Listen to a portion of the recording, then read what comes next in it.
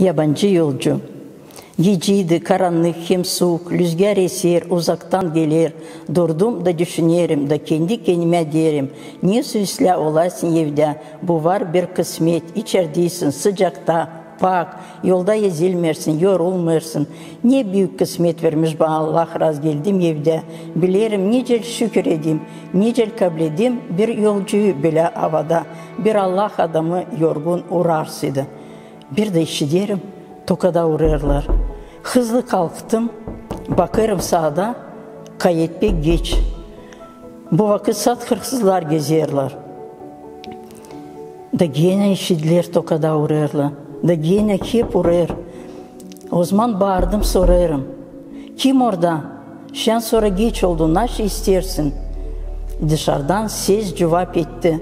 Gelirim uzaktan yoldan, uzun yol büyün yaptım.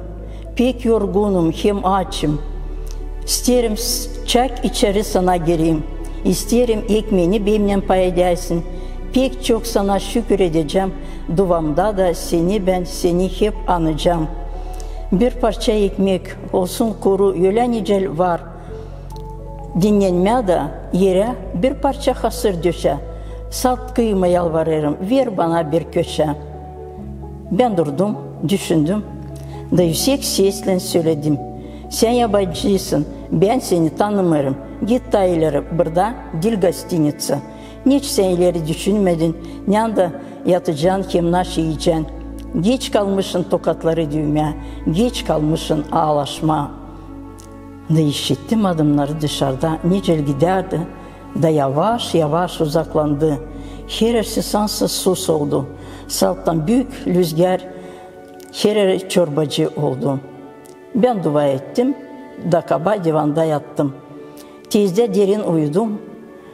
Ama gecenin vakitinde gördüm bir düş, yok nicel unuttum. Sansa bir şafklı bulut geldi, Sabi İisus Hristos indi. Doğruldu uz benim evime gelme, ne hiç kimse bilmer çekettiği söyleme.